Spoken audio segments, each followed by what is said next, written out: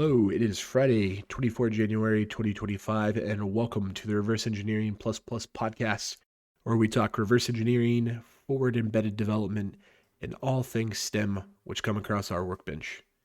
In this episode, we have a treat especial. We have two awesome folks, Jen Castillo, also known as Rebelbot Jen, and Alvaro Prieto, the dynamic duo behind the Unnamed Reverse Engineering Podcast. In this episode, we dive into the origin story of their show, a little bit about the Mountain View Reverse Engineering meetup, where they met and started off their journey, and just in general, the weird and wonderful world of engineering, including engineering management, some soft skill stuff. We also talk their favorite RE tools and get some cool stories from their own personal experiences and the motivation for what keeps them coming back to the bench. So grab your oscope, load up the debugger, and let's jump in. It is awesome to have you guys here. Del and I don't know, probably, what do you say, Del? Maybe like 20 or 21. We had just been talking in the lab where we were working a lot, and we always get into like some deep dive nerdery. So we were like, hey, maybe we should take this to a podcast. And I came across your guys's and have been a huge fan ever since. So thank you for all the work that you guys have done and been a huge inspiration to us to get this one started. Awesome. It's always nice to meet people who actually listen to the podcast. I don't think we do it as often as we would like. We definitely feel you and hear you there. So I guess we've already started, but as a level set, I know that all of us have diverse interests, background, and experiences, and I think it's very likely that all of us are pretty good at squirreling too. So I'll try to be a good boy and not go too far off into too many tangents. As four of us, I'll pony up together here. But so obviously me and Del, longtime listeners and lovers of your guys' show, the Unnamed Reverse Engineering Podcast. You guys have been going now since 2017, is that right? I think so. Yeah, no, that's right. Shockingly correct. Almost 8 years. Yeah, so out of curiosity, like, what was the can you tell us the story? Because I don't think I've heard it anywhere of the podcast genesis. What inspired you guys to start the show?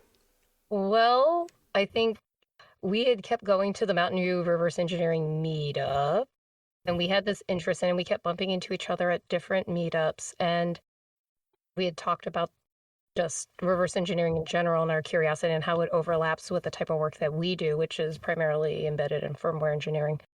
So I was like, look, we need to start. I felt like we needed a podcast for this, and there wasn't one. I pretty much hit it. Yeah, I mean, we talked about it on and off for a couple of years, and we didn't do anything about it. And eventually, we're like, okay, let's just do it. And one of the original inspirations, which I don't know if it was her first guest, no, our second guest was Scanlime, Mike Elizabeth Scott. Yeah. And she'd done a great reverse engineering, a couple of videos on a Blu-ray drive. Blu-ray printer. That's right. Yes. And going through each step of the process, dumping the firmware, doing this, doing that, and trying to convert a Blu-ray drive into like an etching, a laser etcher, something like that. But it was a really neat project, and it was kind of an inspiration to just take stuff apart. I mean, I've always been interested in taking stuff apart, but that specifically was one of the things that I remember. Mm-hmm. Yeah, I just felt like at that particular time there was just I just had a particular hunger because you're right. We did talk about it a couple different times, and I think I just got to be in my bonnet one summer. I'm like, we're doing it. Sunnyvale, weren't we at one of the cafes? Oh, or like a Starbucks or something? Or probably. Borders. Yeah, whenever was still there. Yeah. I think that's where we met up and like made that plan. So you guys started off there, like the Mountain View Reverse Engineering group. And so did you meet Micah of the Blu-ray episode there, or did you run into her later? No. I met her at Elle's house because I was coming over, like, I guess she had just recorded with Elle that one day, and Elle and I were going to go do something. Either the Hackaday ones or like there's or the SF hardware, back when Chris Gamble was working at Supply Frame, he did a like every month or few months hardware unpack. Hardware developer didactic galactic, something like that. Or was it HHH? Or was it? No, that's before Hardware Happy Hour. This is well before that. At the Supply Frame office in San Francisco, Oh, yeah. they would do kind of meetups and talks and stuff like that. Yeah. I will say that the Bay Area is definitely different than I would say most of the other areas that I've been to, because finding meetups that approach the number of them and the intense technical depth and meeting cool and interesting people, it's hard when you're kind of away from those big tech hubs. Oh, there's no doubt. I definitely have run into some decent ones in like the DC area, but they tend to be, I don't think that they're probably as consolidated, and the content probably isn't as nearly, 100% InfoSec. Yeah. And they're probably not nearly as, to the same level of technical depth and with the same kind of players with the expertise and experiences that they have out there. Constantly have pipe hitters rolling through. I'm sure the Mountain View Reverse Engineering meetup all the time, as you guys have attested to on your show. Yeah, it's great because it varies from kind of simple projects to extremely in-depth to people dropping O-days, just for fun. That hasn't happened in a long time, but well. But you wouldn't know. Okay, so I guess here's the key. Here's one of the key deltas that I've seen. All of those, like at Mountain View, it's all off the record. There is no recording. Yeah, I think that sounds similar to the original intent at DEF CON of having the unrecorded talks like kind of upstairs. And I think that it's moved away. The Sky Talks. I think it's moved away from that, to be honest with you, a little bit.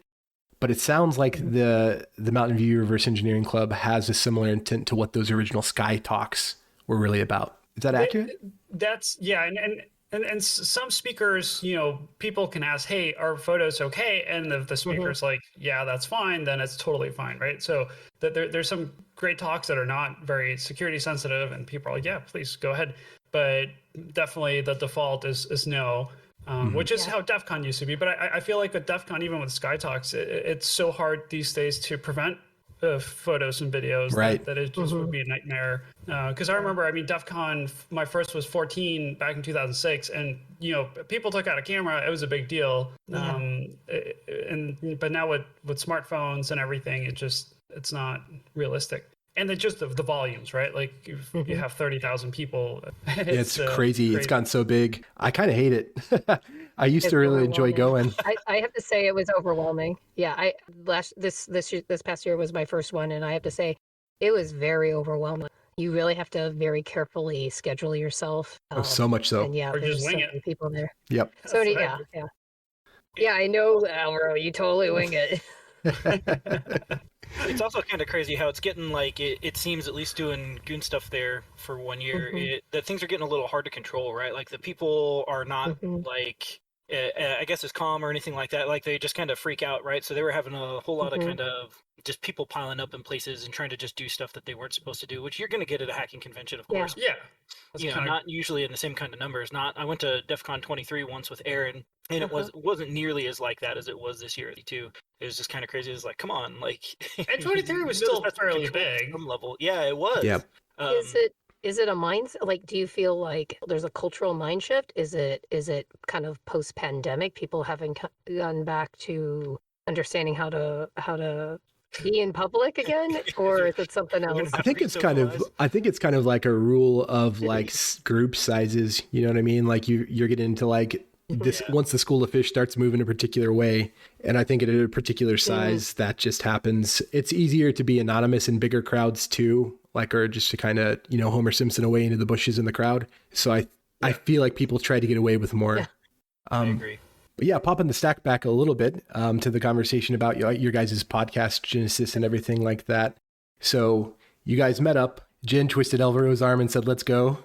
And now these years later, here we are. He's very flexible. He's very flexible. No handcuffs though involved, right? I was just No. I was just listening to that episode with Jerry Ellsworth, as a matter of fact, which I think is a good kind of like segue into a conversation about some episodes that I really enjoyed. I think that one was "You Can Lose in So Many Colors." And she dropped some really interesting hacky things that she did with FPGAs, like using the GPIO along with resistors for like a BinViz. And have you guys, so I guess the question I'm getting at is, have you guys picked up hacky things in your own like personal hacky time, or that have helped you out at work from guests on the show? Oh, I'm sure. Yes. I mean, You have a story, Alvaro? I definitely have used reverse engineering techniques, if you will, in my day job. It's not reverse engineering jobs that I've had before, but sometimes it's easier to reverse engineer a file format than to try to get the documentation or even get in touch with the manufacturer. Or, I mean, I know for Tube Time with Eric, he does a lot of great PCB reverse engineering. Yes. And I've done that many times when I'm trying to reproduce a device or just figure out how something works. And I've done that many, many times. Take off the components, scan it, use KiCad, figure out the schematic, figure out the components, and start, make a derivative of it. I would say Eric, I definitely can tell you I've utilized some of Eric's work. I have like one of those little light tracer boards where you're supposed to use it to trace artwork, but I use it to light up the PCB so I can see more of the layers, which was a technique that he was like in one of his workshops for Hackaday. He discussed this, and he's talked about it with us. So I've definitely used that. I think when Ghidra was newer, talking with different people, that was also really helpful in terms of like, getting over the hump of avoiding. I think the problem that I've mostly experienced, I was like, oh yeah, that's cool. When we bring people on, it is not so they can hype their thing. We've tried to focus on not being commercialized, but that doesn't prevent me from ending up procuring those products. And then the problem that I have, and I think Alvaro is better about this than I am, I acquire them with the intent of doing the thing with them and learning the skill. And they just kind of sit there because I'm so busy on other things. And so right now I'm trying to like clear my stack of those so I can actually go, okay, now I can utilize this new skill that I have with these tools that I've procured. One of my pet peeves, like in the synthesizer community, like analog synthesizers, there are a bunch of people, they just buy all the equipment, but they don't know actually how to use that. And I desperately try not to be that person, but right now I feel like I'm that person. Oh, totally right there with you. I know Dell's same way, aren't you, Dell? Yeah. I have like a whole shelf behind me of just stuff that I've bought. I was like, oh, I'll use this for that thing, and I did not use it for that thing. But if you do like a meeting, let's just say like if you were like doing an interview, like I've done interviews, like talking with clients or what have you, and sometimes they'll recognize some of that stuff, or they'll ask me, oh, well, do you have this? And I'm like, here, and I just pick it up and I go here and show it on the screen. Nice. I mean, does that make me a legitimate just point blank, like I think this is where like having the thing, being able to show the thing, like lends a certain amount of credibility, but let's be honest, it's BS. Street cred. Got the street cred. Yeah, it's street cred because you bought it, not because you are actually down with it, as it were. I do have a couple others, like stack smashing is fantastic. Oh yeah, Thomas Roth. He's been on a couple times, Thomas right? Roth. Yeah, he's been on a couple times, and even before the first time, we talked to him, and he was doing glitching with a Raspberry Pi Pico with an RP2040, and I was able to use that for one of my projects to glitch an STM8, which was really fun. And then another good one, I don't know if y'all do much PCB or reverse engineering, but when you're trying to figure out which pin is connected to what, you take out your multimeter and then you set it to beep, when it's connected, and you put one pin wherever your source is, and then you start probing around the board to figure out where that goes. And that can be extremely time consuming. So another tip from Tube Time from Eric, he got like a brush of super thin copper wire that I don't know if he got one or he made it, and then he connects that conductive brush, if you will, to one end of the multimeter, and then he just brushes all those bristles along the circuit board until it beeps, and you can narrow down which area to start looking for, and that's really, really helpful. That's when you're that's brilliant, trying to figure out a schematic. Like a core search and then a find search. Exactly. Exactly. Pulling on that thread a little bit, though, for tools from some of the people too, and PCBRE, we have definitely, in work scenarios had access at times to X-rays. And I know that you guys had a link up, I want to say with John McMaster in some of your earlier episodes too, of Silicon Prawn fame. I hear he has like a portable X-ray. Have you guys been able to utilize that? Or what I was really hoping for too is to see, do you guys happen to have any tips on how to procure an X-ray for the home gamer? He's got connections more than anything, right? He may or may not have something at this point in time, but one time in the meetup, he connected with one of these companies, and they literally brought a white panel van that was in the parking lot of the barbecue place we used to get do the meetup at. And we just went in the back of this van and we were X-raying whatever we could bring to these folks. Oh my God. It was so weird. Yeah. So we're just all out in the park. It was lightly raining, if you remember. Yes. It did not look suspicious at all. I think I have like a distant picture so you can't see faces, but it's dark out, the white van. And then like Tasha. Natashenka, Natalie Solanovich. Yeah, we did one of her. Tamagotchi. Thank you. I almost called it a Furby. That's completely wrong. Different.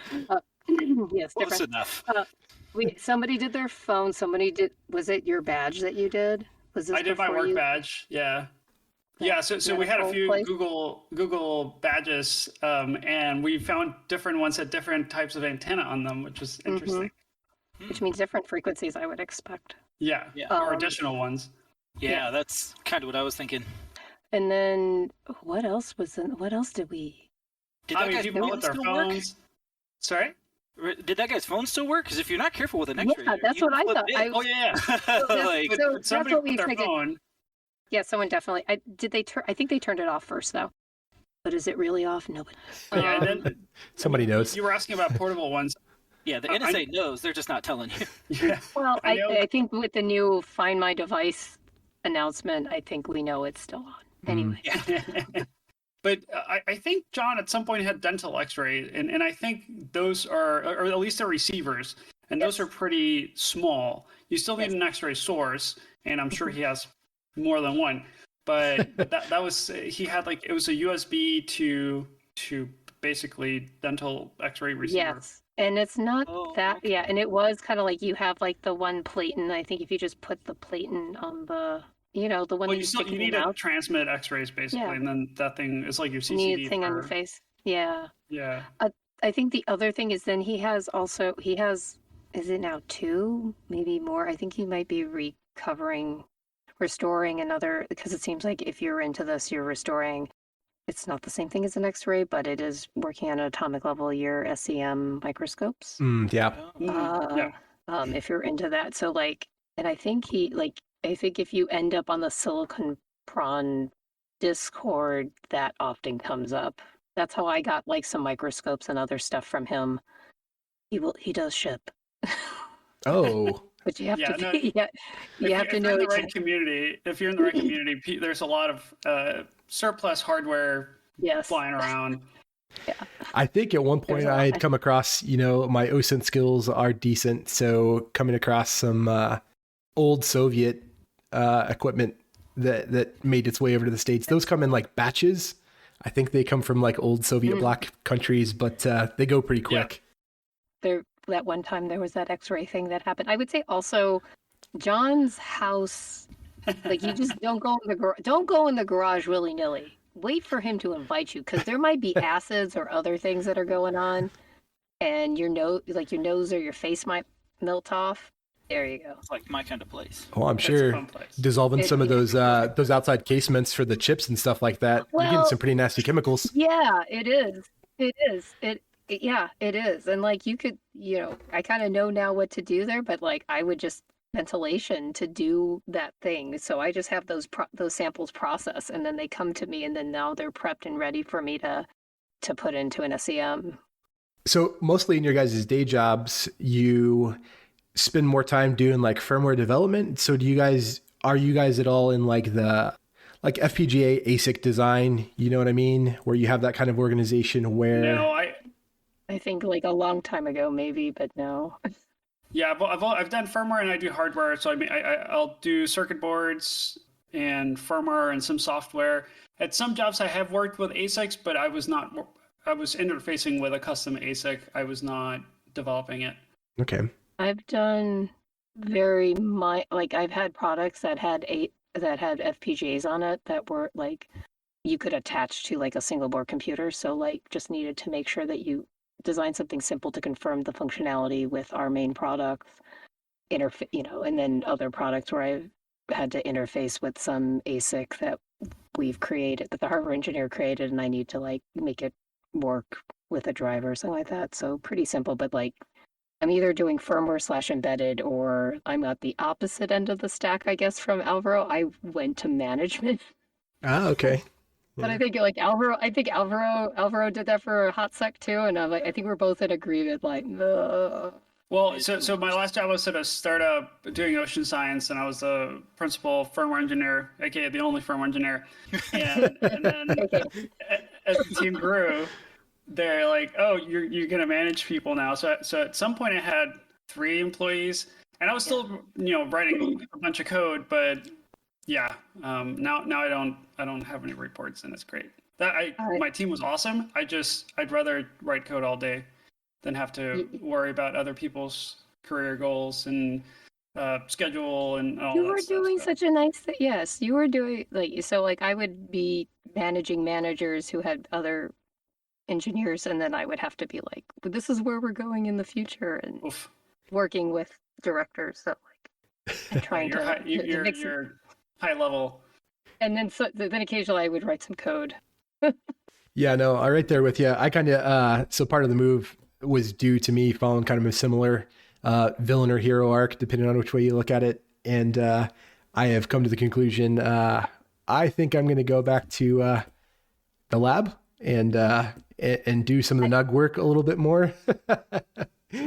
Dell made the right move. Yeah, he zigged and I zagged. Well, you know what? Go ahead, Dell, please. Oh, I was going to say, I did the same thing. I spent, I don't know, 3 or 4 years doing some managerial type of stuff. And every day I was like, I have to stop this immediately. And then as soon as I saw the opportunity to just go back to lab work, right, like hands-on, whatever it is, I jumped. Yeah, I think. Okay, I'm gonna ask this question. Please be honest. I'm gonna guess which way, and this will lead me to my bigger statement. When we talk about Steve Jobs or Steve Wozniak, which person do you feel like you're more of a fan of?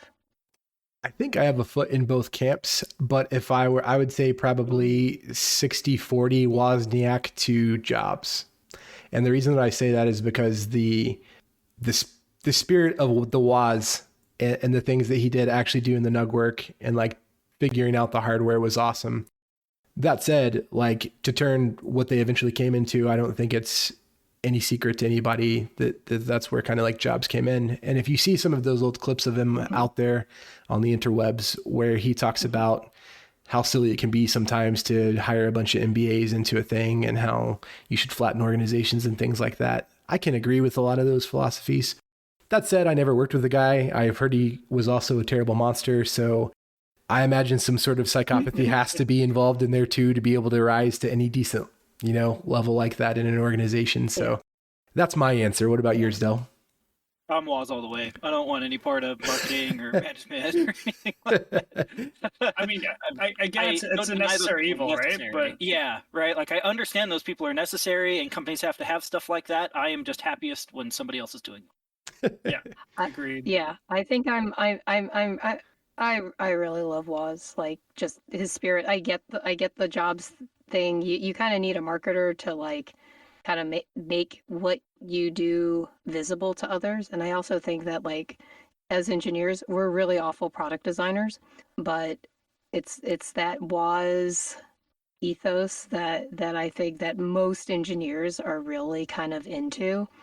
We just need to find the right jobs to make us shine, or put the shine on us, so we're not kind of pointlessly toiling away and burning out. I will say, yeah. Anyway, and the difference. I think the point. I was going to say the difference I think between that burnout and not is probably the people who do have the care and concern and soft skills to be able to be a little bit of shield at some sort of intermediary management level.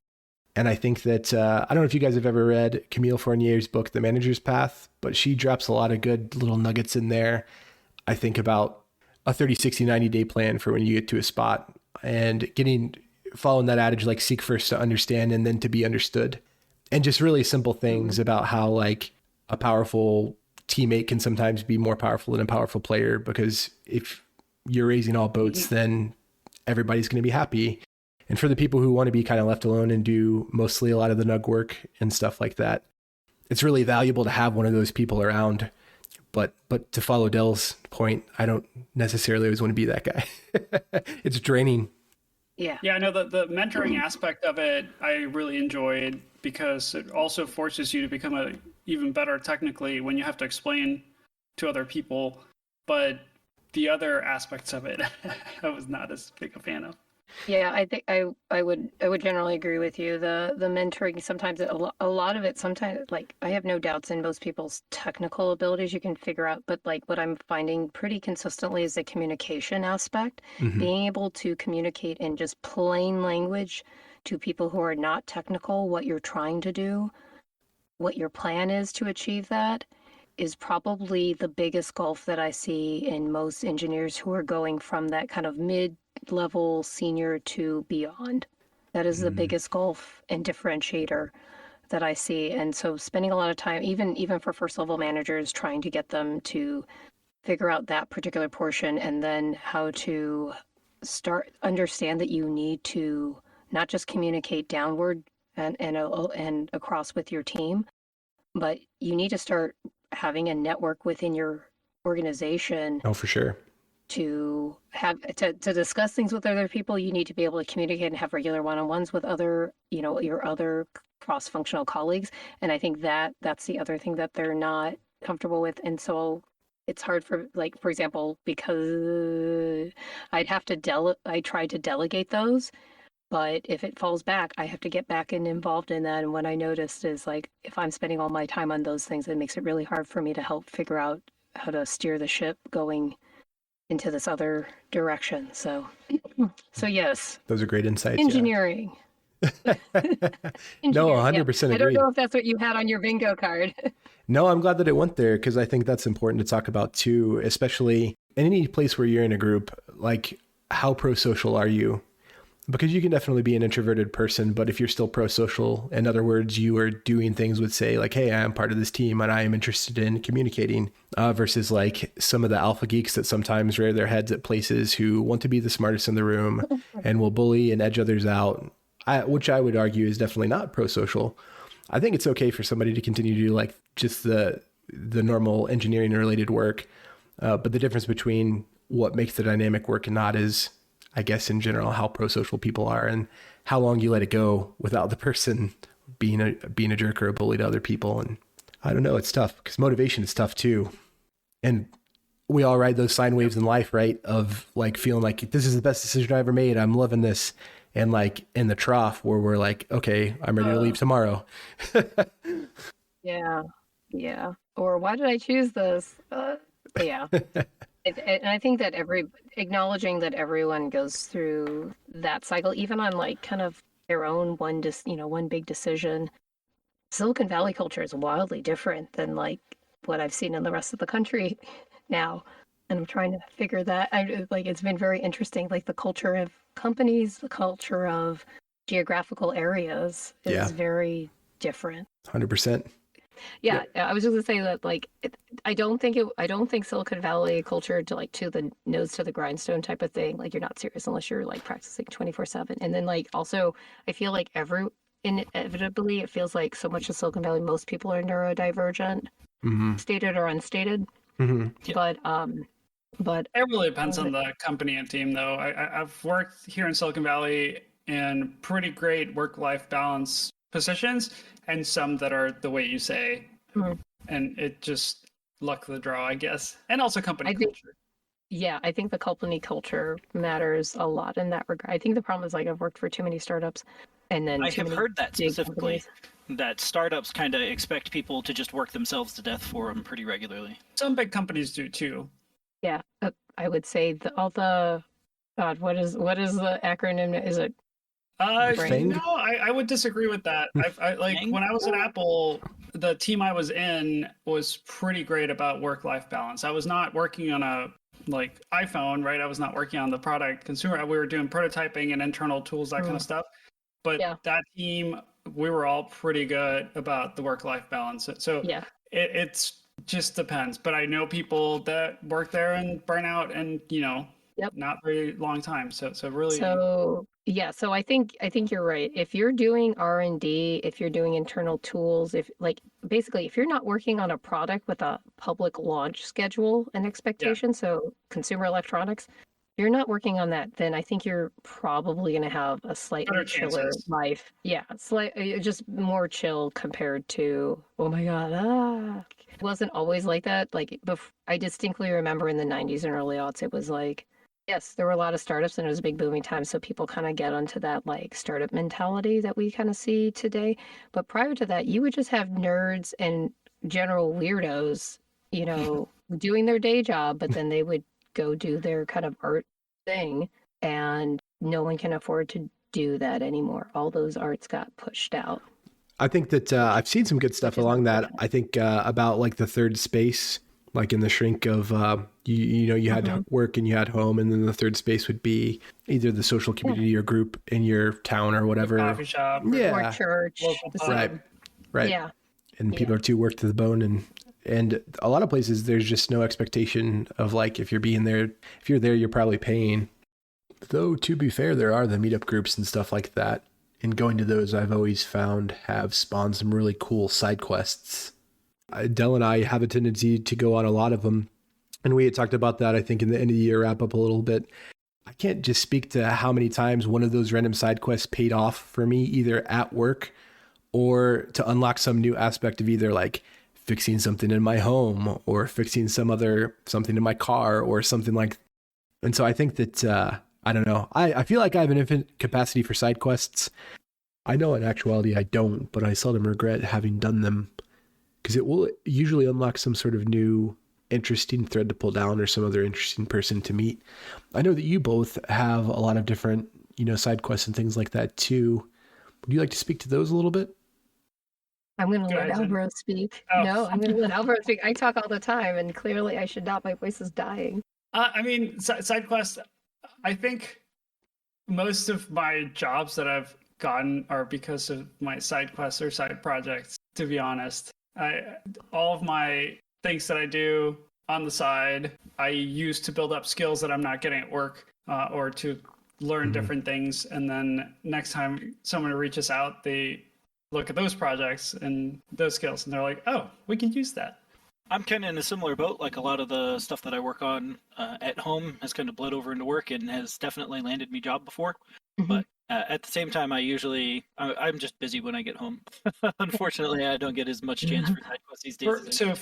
For me, the past 4 years, my arms, I have a lot of ulnar nerve issues now. So if I'm on the computer for too long, my fingers start going numb and all that stuff. So a lot of my side quests has been limited, not due to free time, but just physical capacity. I've been avoiding surgery and just doing physical therapy, that kind of stuff. But sometimes it's frustrating because it's like I have all these things I want to do, but I'm like, nope, I need to take a break. Computer, otherwise it's gonna hurt. I just had carpal tunnel surgery, and I also have cubital tunnel in both of my elbows. So cubital, that's what I got. So pivoting a little bit back on the kind of like hacky reverse engineering front.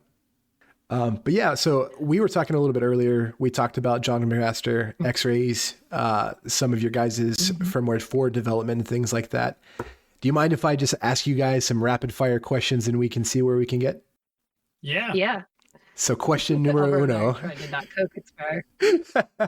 Okay, first question. Favorite architecture or system you've worked on?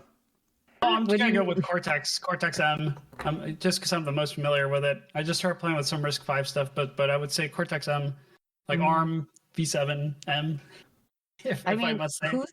Who's going to answer not ARM at this point in time?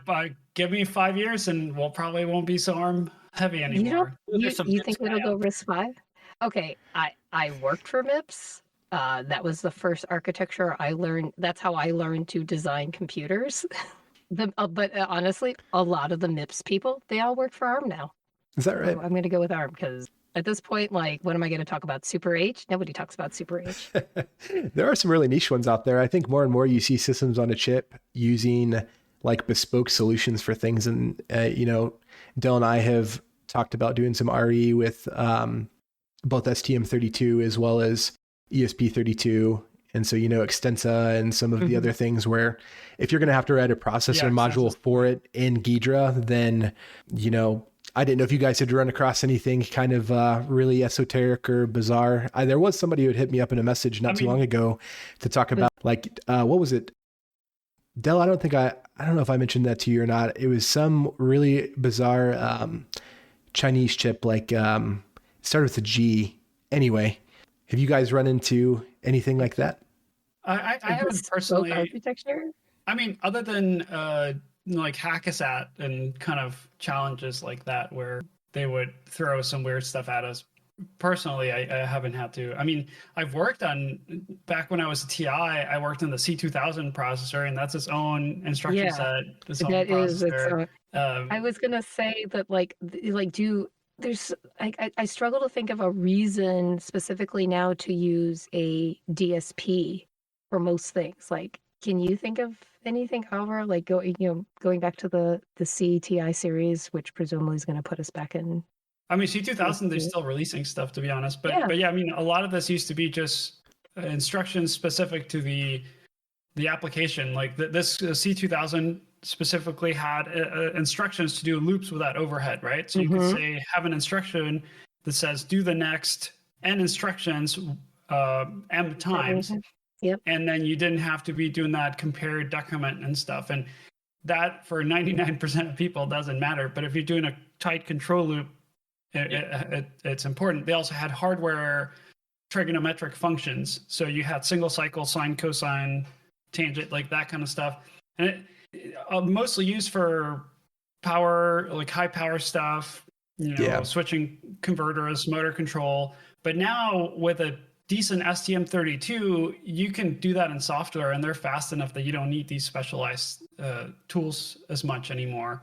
Yeah, it's interesting. There's some of those co-processors and things like that. Like we had talked about the like with RP 2040, like being able to have something that's like a bolt-on state machine, which doesn't use the clock cycles of the primary MCU. Yeah, the PIOs. Yeah. So the C2000 also had those little. They had, it was pretty similar to the PIO, not connected to the IO pins necessarily, but they had a few different processors that were just for doing math stuff, and they had their own little assembly language, and they were independent of the main processor. So you could have these co-processors just churn numbers and get back at you, and you could do custom algorithms, right? As opposed to having a task-specific co-processor. Yeah, it seems similar in like sensor fusion. There's of course the sensor fusion. That's usually when the only other time I think that I've ever had somebody go like, okay, now we're going to use a DSP for that co-processor. But I guess like overwhelmingly, I still struggle. I'm going to say the very naive question, knowing that there's obviously very specialized high performance stuff that need it. But like, since I mostly work on consumer, I like, at this point, like so much of everything is kind of like consumed by the ARM architecture and the consolidation of everything into the ARM architecture. Sure. And at this point, who is, for us to have to discuss these types of things, you'd have to be working in assembly, or you'd have to be working on such a specialized target, and you need to have your compiler, or you need to know the intrinsics to enable and access that level of performance.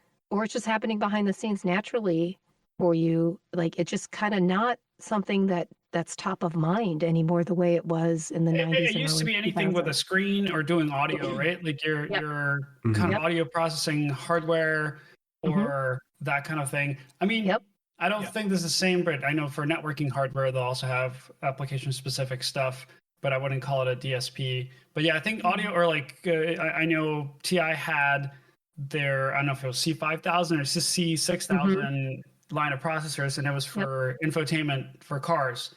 And that has special stuff. You might have graphics hardware, but now you can get an ARM core with a graphics core as well, and it's all quote unquote standardized around ARM. Yeah, I think it has to be the C6000 because I don't remember the 5000s I was using when I was doing voice over IP stuff. They shut them down in 2012. Oh, when really? I was still there, they did big layoffs. At TI? Yeah, it was so. Oh, yeah, that was that's my right. first- You're right. When they got out of Android and then like we picked up all those Android people into the Yeah. Amazon to work on the Fire phone, which, as you know, big success. Huge. Not as bad as the Kin. Some of those people that we hired are still there at Amazon. I've been shocked. Yeah, I think you're right, Jen. I think there was a guy whose class I took out at Black Hat years ago. Name was Salmil Shah, I believe. And his joke that he would tell at the beginning of every class is, maybe there's an x86 on every desk, but there's an ARM in every pocket. And that's so true. Like, man, ARM over the course of the last... And in every car. Yeah, everywhere. You're right. I mean, it took out like in 2012-ish, ARM took out both, made the move to take out both MIPS and Super H out of set-top box. I wasn't tracking that. Like those are, when I was working at ST and they had a set-top box department or business unit, that's where we were. We'd work on Super H. Occasionally we'd have a MIPS. So like the Sigma Systems was there people that were really making set-top box OEM to enable like, your TiVos and whatever else that was out there. But because there was such a move by ARM into Android and then Android to be the basis of any of the in-home streaming boxes, that basically wiped out everything. Yeah, but it was iPhone started using ARM, and that was kind of that goes all the way back to the iPod, doesn't it? I don't remember, maybe, but yeah, there at some point Intel was going to provide iPhone chips, and they screwed up. Basically, I believe that. So, question number 2 of our rapid fire questions, which were not so rapid fire. We're not very rapid, are we? No, I'm totally cool with it too. Yeah, you're giving me the anxiety every time you say rapid fire, but then I'm like, we just did 10 minutes. Go for it. So, question number 2, I'll stop calling it rapid fire. What's the most unexpected thing you have seen reverse engineered or reverse engineered yourself? I mean, myself, one of the fun ones recently, it's a touchscreen clicker. So it's a device that simulates a touchscreen touch. So like tapping your finger on a screen, but it simulates it electrically. And I had to figure out how those worked. And I still don't quite understand how it works. Like I know how it works, but not really. But I got the full schematic. What do you mean? What do you mean it simulates it happening? Like it's so just like, hey. Imagine you're a TikTok influencer, right? I don't know. And you have an array of phones that you want to like your video, but you have to be tapping the screen to like 1,000 times. Okay, so I've outsourced this to a click farm. Okay. Yeah. So then you put this device on top of your phone, and then it gets a 3.3 volt or 5 volt signal, and every time that signal goes high, it simulates a click, but there's no moving parts. It's all done magically. It doesn't matter where the click is on the screen. It'll happen under the device. Yeah. Now, does it only work on capacitive touchscreens, or will it work on resistive touchscreens? Okay. No, it won't work on resistive. It's capacitive, but yeah, it's this weird. It has these not amplifier, but like transistors, and it's basically, if I understand correctly, the phone screen is doing a scan constantly, sending a little pulse, and it can actually receive this pulse and then basically change its capacitance, right? And it's a fairly simple circuit. It has just a few transistors, but understanding how the hell that worked, and then like the pad shapes are weird. And anyway, that was pretty unexpected and weird. I have a design company. We would reverse engineer. Like we would just take things apart, reverse engineer, so we understand like the BOM costs and like the trade-offs and everything. Remember when in early 2010s when those butterflies in a jar were a thing? Yeah. That's just using a simple, like just really cheap microphone to get sound, really simple filter, and that's what would cause it to change the motor so it would jump around based on sound, like if you tapped on the lid. I don't know. No, I don't it's know how to interesting. answer your question. But Alvaro, I want to get back to you. Okay, why were you looking at this? Yeah, Are why did you you? have this? Yeah, that's why I'm like, How did you come along this? There's so many questions. it's like Alvaro, Do you have a secret TikTok we don't know about? yeah, that's what I want to know. Like, No, this is a work related thing, but the gist of it is to measure latency. So if you want to automate measuring the speed, the reaction time of a phone to an event, this is one way to do it. okay, That's clever. Yeah, it reminds me of some of the crazy test setups like tech channels will do with the amount of delay between a mouse click and like the thing actually changing on the screen. Yep. Are you measuring it also at the source of the pulse that you're sending, and then when it registers on the far end? So that's what you could do, right? You can send your signal and you can characterize that, and that's hopefully more repeatable than having a fake finger coming down, that's the alternative, right? You have a fleshy analog that on a linear motor. Robot. Exactly. Question number Is it a 3. one-finger robot? Doesn't sound like it has no finger. Okay, rapid fire. Let's go. So supposing you had a magic wand, and with it you could get anybody on your show, who are you having on your show? Oh, we have a list of those. We talked about our last our last episode we did. We had like Azaria, from of course. UNRE, Unnamed Reverse Engineering. Yep. Hector Martin, he does the Asahi Linux, which is one of the coolest reverse engineering projects there is right now, I think. I think we wanted Joe Grant. Yeah, we wanted Joe Grant back. Oh, I mean, Joe we've had. We have, but he's I awesome. think we haven't done like an in-depth. Yes, that he was on there. We had Malware Unicorn, Maddie Stone. What else? I thought we put the list in our show notes last time. Oh, okay. Yeah. I think it's, but yeah, I think the Asahi Linux project. I don't know if you've all followed along, but they're basically reverse engineering Apple's processors. Oh, and no, wasn't tracking that at all. Linux to it. Yes. If you just go to Asahi Linux. Did you install already? You installed already, right? I haven't put it on mine, but you can run it on Apple Silicon Macs. Basically, you can run. I don't know if it's Fedora now. Yeah, it's Fedora. They're doing reverse engineering of the project, but they're contributing to upstream Linux to add support. So if you've in the past year or two, even Linus Torvalds is now using Linux on his Apple Silicon Mac. Yep. Because of the Asahi Linux project. Yep. That's awesome. It's pretty badass. Alvaro, do you now have an M3? Yeah. Do any of you guys have an? I have an M1. Series? Okay. I just got an M3 MacBook Air, and you reminded me now I have some opportunities to investigate. Yeah.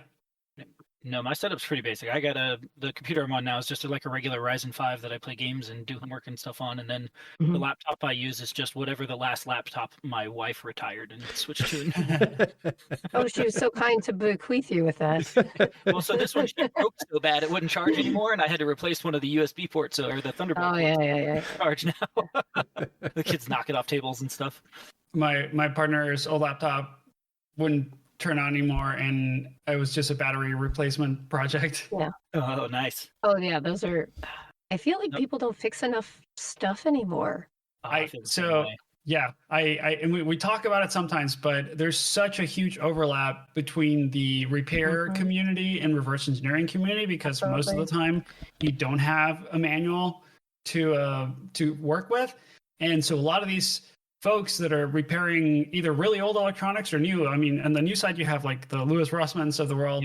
And then you have a huge community of retro computing enthusiasts that are fixing old things. And that's why I keep mentioning Tube Time. He does a lot of reverse engineering of old graphics cards and other things like that, just to bring them back to life.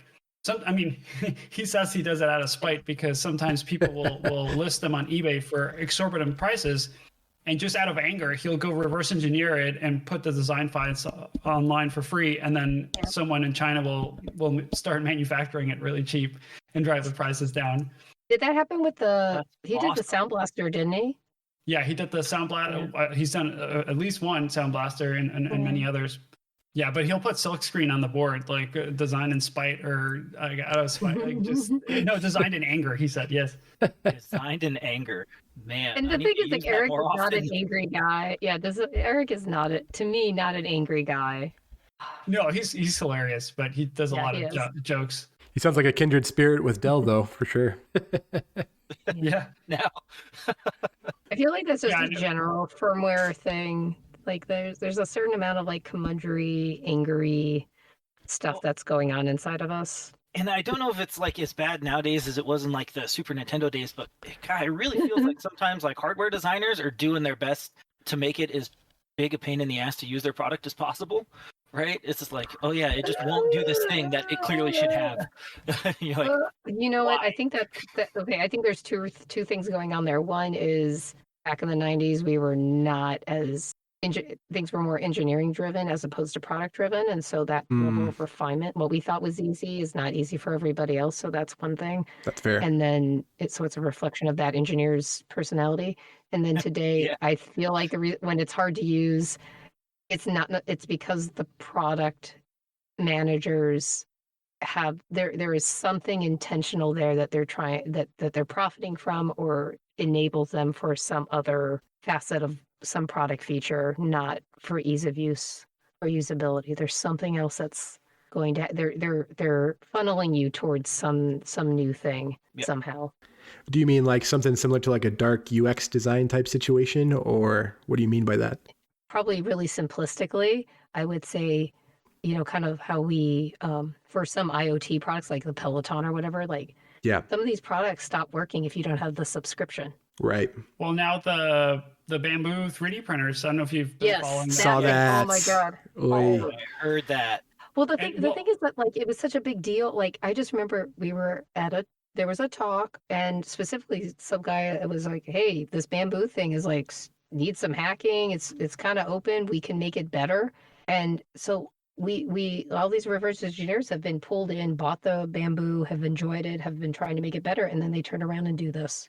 Yeah.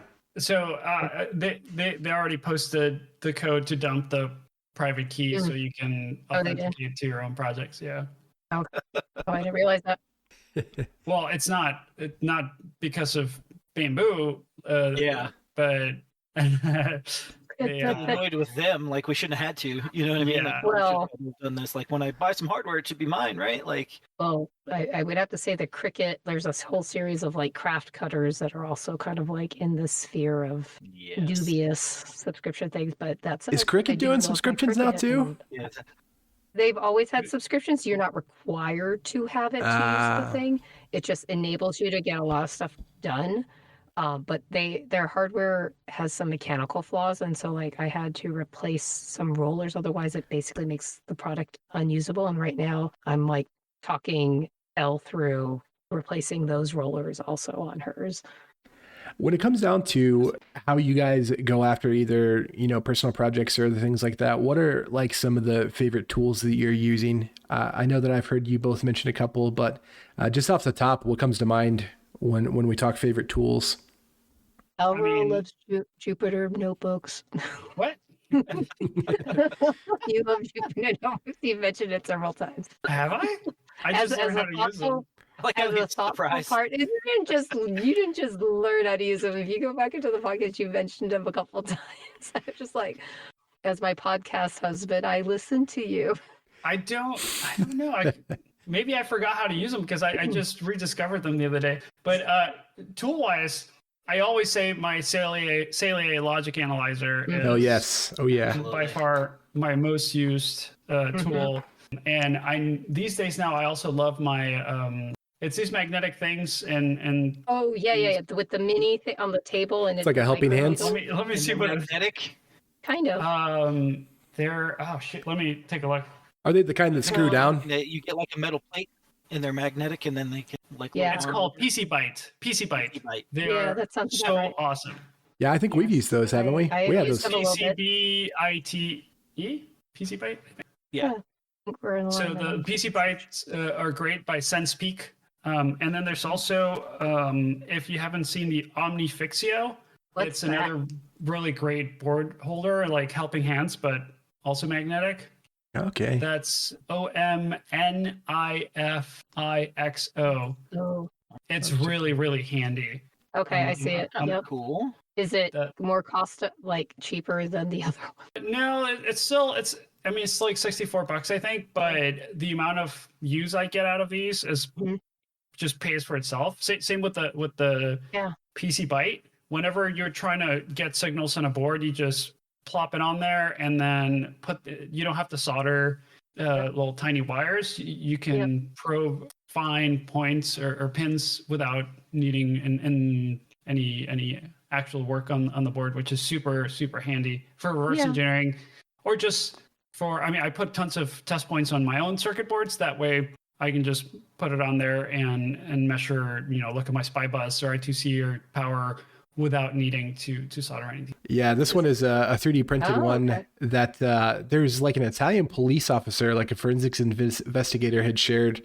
He's not out there on the open web anymore. He did have a site where you could either buy it himself, and he had it out there on Thingiverse. But that one definitely is great for being able to do a lot of that probe work, because as you can see there, the articulated arms allow you to move it and fixate it in any kind of position. And then for the longer arms and stuff like that, you can get really tight in there with like some I'm assuming you're put this in the show notes, but like just for the people listening, if they don't have the show notes handy, it looks like it's interesting to me. It looks like the frame. There's a black frame that kind of looks like an outline of a basketball, and then affixed to it are two types of orange attachments. One looks like an orange crane holding a needle, and another one looks like an octo arm, kind of similar to like those like Doc old, also orange.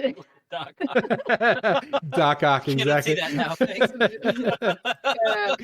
Or if you're really into like those old, like when people used to have like the tripods that used to be able to wrap around to hold onto a bar or something like that, they're kind of like the same type of plasticky like the camera grippers, the ones articulation.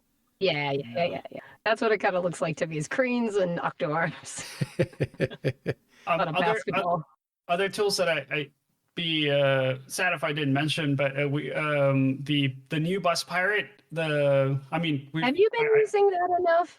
Because I haven't used the new one, but I'm about to get some add-ons for work. But I know you've all mentioned Bus Pirate and then the Bus Blaster from the past, and that's one that's kind of always been there when I need to dump an EEPROM or anything like that. Oh yeah. I've got an older one, but I want one of those new ones. I have the new one.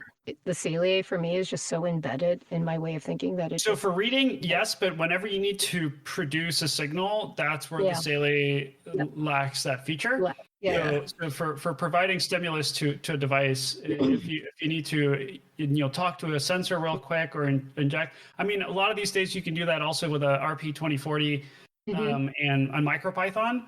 So you could just very quickly do a few commands and get going. But just the user interface is a lot nicer. So I need to do that. I would like to do that because I have been using the Pico to do as a function generator to do some automated test injection, and that's worked okay. But I'll be honest with you, Thonny, I'm not a fan. Yeah, and the IDE. Also, it's just not very as stable as I would say like I would like to help. I would like to assist with money. To make it better. I would gladly drop some dollars. Yeah. Agreed. But what was the other one? Oh, so there's so if you're still like popping off chips and dumping firmware as opposed to extracting it from the SoC, like I have, is it the 866? Yeah. Yes. Yeah, I have that kit, and like I don't use it that often, but I feel like oftentimes it's just like when I need it, it's there. I don't have to guess. I don't have to Yep. Yeah, I don't need a whole lot of extra stuff. I just unsolder. Yeah, having the right tool for the job makes a huge difference. Like for USB, I still have my Beagle 480, which just works. I recently got the Luna, No, well, it's not called Luna anymore. Great Scott Gadgets. Yes, I know what you're talking about. The one that I talked with Strathon about. Yeah, but what's it called now? Syntheon. Yes, Syntheon. So I have used that one. I just haven't had too many projects to need it yet. But the past decade, the Beagle 480, whenever I was either developing firmware or reverse engineering USB stuff, it was so useful. Like I used it for a project that I needed for a client where they needed some sort of device input into an iPad or an iPhone, but Bluetooth was too high latency. So I was able to, and you could use game controllers these days. So I was able to use a PlayStation PS4 controller directly connected to the iPad over USB-C. And then the iPad's just like, oh, great, game controller, you can access it. But this is back in the day with Lightning, before USB-C, if you wanted to have any sort of peripheral, you need to be Apple certified, made for iPhone, you need a special authentication chip, all that stuff. But they had exceptions for game controllers. So I cloned the USB profile of a PS4 controller, and then I had a Teensy microcontroller pretending to be a PS4 controller over USB, and then giving the phone sensor values as if it was a game controller, and then we were able to get it going. That's pretty rad. Oh man. So I know we're coming up here on our hour time, so wanted to kind of pivot into some last thoughts here. What kind of advice or insights or guidance or resources would you recommend to somebody who's kind of new to the game and getting their feet wet? My biggest one is patience. It's also the hardest one, but one of the traits or attributes I look up to the most in great reverse engineers is just dedication. They just sit down and go at it, right? It's hard for us these days. We have that instant gratification kick that we're so used to getting stuff quickly. But with reverse engineering, just got to set your expectations that it might take a while. It's going to be worth it, but don't give up. And I would always say start with something small, start with little projects that maybe for no good reason, but just like, hey, can I compile my own code and then try to reverse engineer it myself, knowing both ends of the thing first, just to learn. But a lot of these things that people want to reverse engineer, it just takes time. And it's just knowing that it's going to take a while. Setting expectations is important.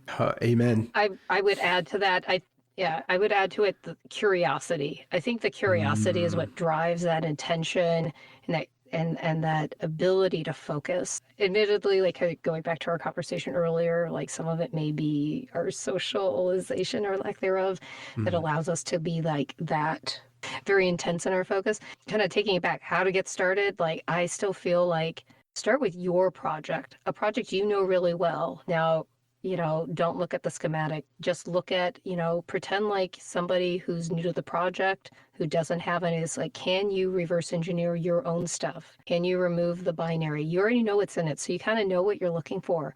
But can you use that to learn the tools that are kind of the reverse engineering trade?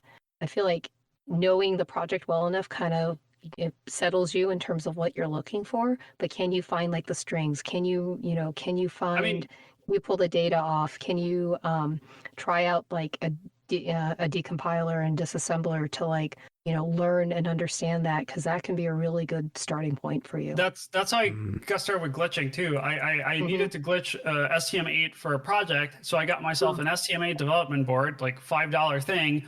I put my own code on it and I locked it. And then I worked until I got the code out and then worked on getting that more polished and reproducible before I tried it on the target device.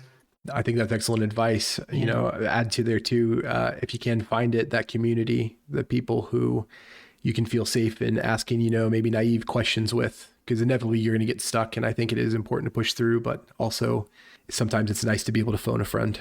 And thank you guys for being a virtual friend. We can all phone in here. Yeah, and that's a big one. Most of us have gotten stuck and get stuck all the time. And when you look at people's videos on YouTube, when you look at people's blog posts, they don't write down all the frustration, all the smashing head against keyboard that it took to figure that out. Sometimes you just got to take a break, come back after sleeping on it, and things make sense. But it's not as easy as it seems. But it doesn't mean that it's not doable. We all struggle through this. 100%. I would also say that like maybe it's, and I can't say that everyone's mileage, your mileage may vary, but like I think the biggest misnomer, I would say the tech world is not the reverse engineering world. And I feel like the reverse engineering community to me is a lot more accepting or willing to be helpful and more friendly, I would say, than I would say the tech world is. I feel like tech world, there's a lot of posturing. I just, and maybe it just happens to be the people that I've interacted with, but they're willing to say, oh yeah, I couldn't figure this out. And they're not willing to cover up and make themselves seem like more than what they are. Like they truly come across as humans with their limitations and their willingness to learn at all points in time.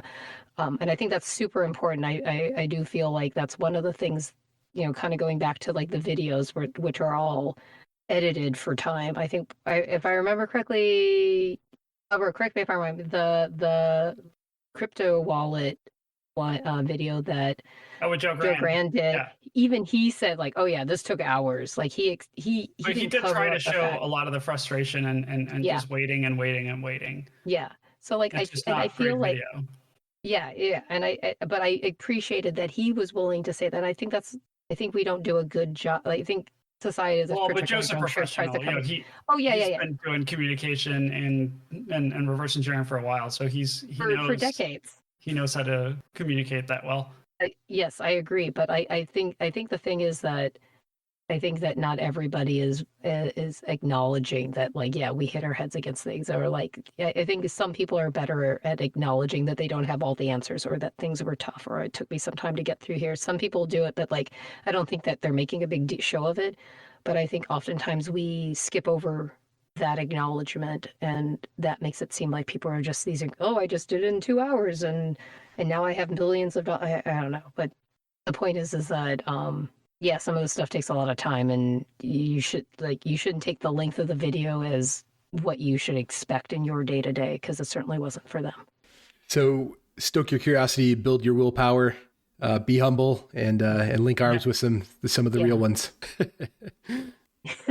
Yeah. As we wrap up here, want to say, do you guys have any kind of parting or final thoughts, and how might people best find you guys, hear and consume your work, and connect if you have anything to share on that front?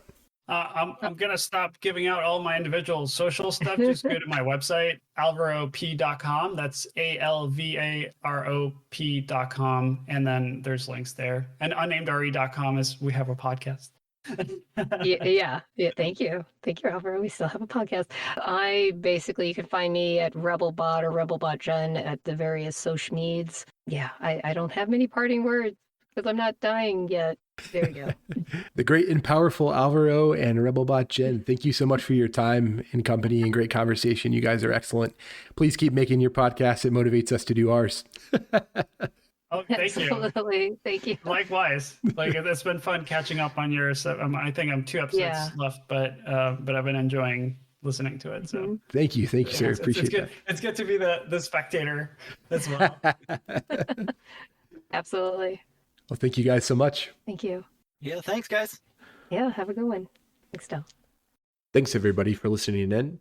If you want to find more about show notes and how to contact us, you can go out to repp.show. That's repp.show. You can also contact us via email. I'm Aaron at repp.show, and Del is Del at repp.show. Thanks so much, and we'll see you for the next one.